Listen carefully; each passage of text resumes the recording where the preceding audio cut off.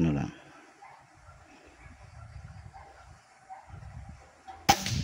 Putol nga.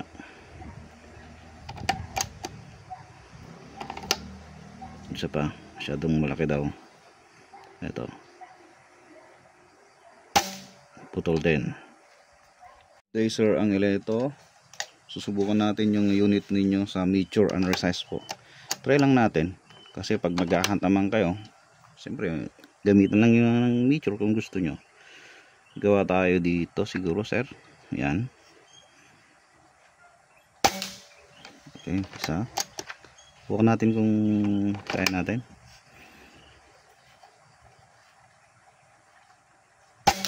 Okay, yun.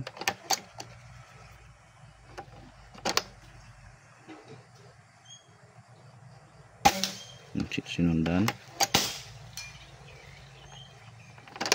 Isa pa. Okay, sinundan. So magsisiro tayo.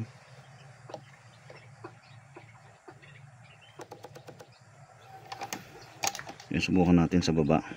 Try tayo sa baba. Kasi kung hindi nakikita dyan. Dito. Dito, sir. Para makita natin. Okay, yun. Unresize po itong mature nyo, sir, ha? Para hindi na kayo mahirapan mag-resize. Saka na po yung video natin sa PLW. Okay. Yung heating up.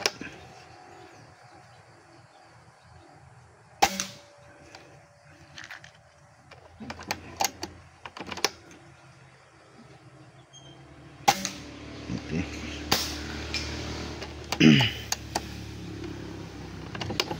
Subukan natin sa 50 meters. So mahangin na ngayon. Try pa rin natin. Maraming sagabal. Try natin. Okay, hit pa rin. So pag nag-hunting kasi pwede nang mature. 50 meters po yung 1 inch target plate.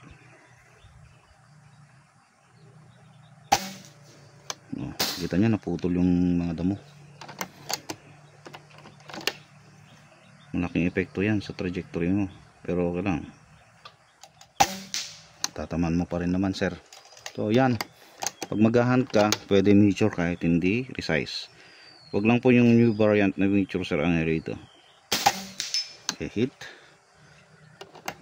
Oh, medyo malaki yung grouping sa 25, di po ba, pero very consistent sa 50.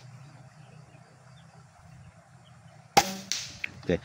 Ngayon, sir, yung set kong na tune nito na hammer tension mo, or pagkaka-tune natin sa mature na ganun medyo kalat, na very consistent naman sa 50 meters na 1 inch target blade, susubukan natin gamitan, sir, ng PLW. Tanggalin lang natin muna, balik natin sa 25.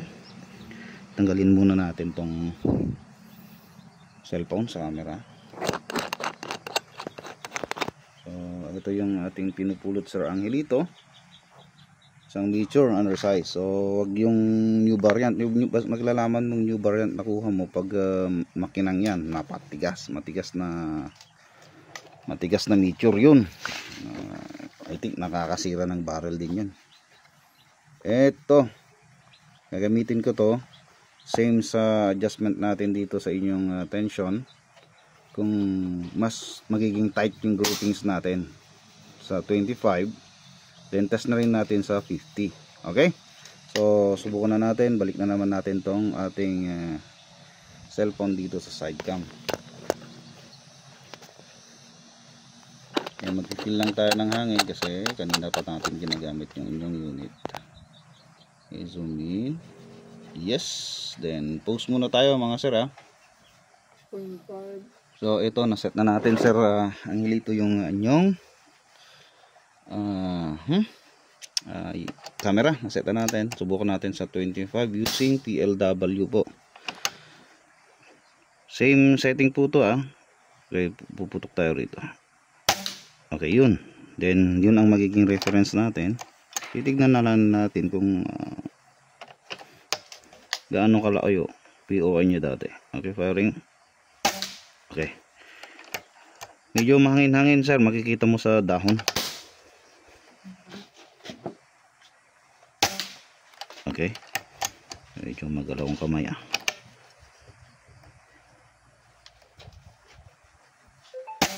Okay, yun yung groupings mo, sir. Maliit na maliit.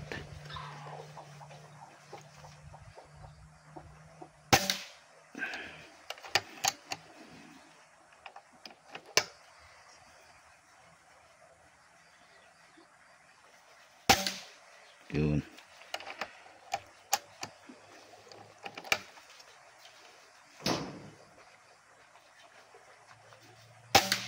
Mas solid yung groupings dito, sir. Mas solid. Zero natin.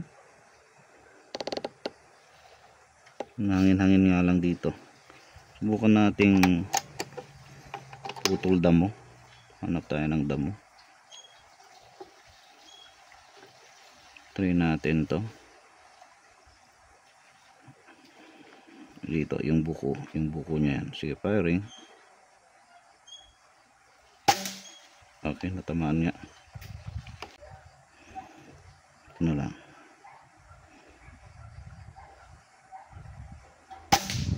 Putol nga.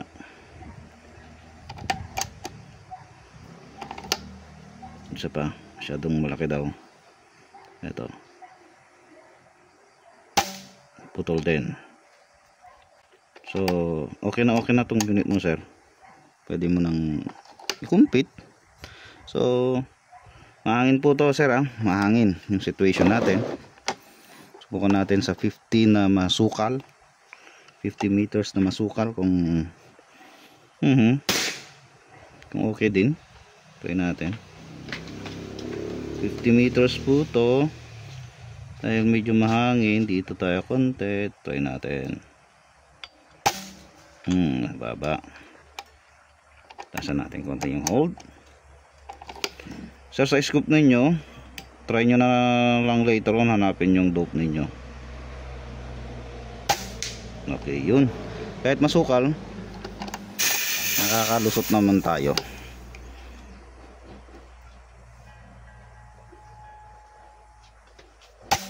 Okay, masukal at mahangin. Diba, sir? O, tignan nyo, ang hangin. Masukal at mahangin. So, tanggalin muna natin tong cellphone natin dito sa side. Kita natin ulit. So, ayan, Sir Angelito. Thank you for trusting in Bass. Okay na tong unit mo. Tapak na namin. Then, pwede nyo nang sunduin as sa ipon ninyo. As side po ninyo. Hybrid. Okay, pang competition. Try nyo later on maggamayin, laro-laruin.